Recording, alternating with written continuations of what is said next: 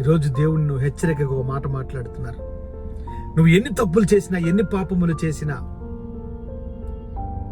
నువ్వు ఇంకా దేవునికి వ్యతిరేకముగా తప్పిపోయిన కుమారుడు వలె బయట తిరుగుతూ, లోకంలో తిరుగుతూ, పందుల పొట్టు అనబడిన పాపముని తింటూ, పాపముతో స్నేహం చేస్తూ లోకములో ఉన్నావేమో. ఈరోజు యేసయ్య నీతో మాట్లాడుతున్నాడు. రా నా దగ్గరికి, నీ జీవితంలో ఒక నూతనమైనటువంటి వెలుగును నింపుతానంటున్నాడు ఆయన. పేతురుని పిలిచినట్టుగా, యోహాన్ని పిలిచినట్టుగా యేసయ్య ఈరోజు నిన్ను కూడా పిలుస్తున్నాడు. రా ఆయన సన్నిధికి రా. నీ చేతి పని వదిలిపెట్టి రమ్మంటున్నా.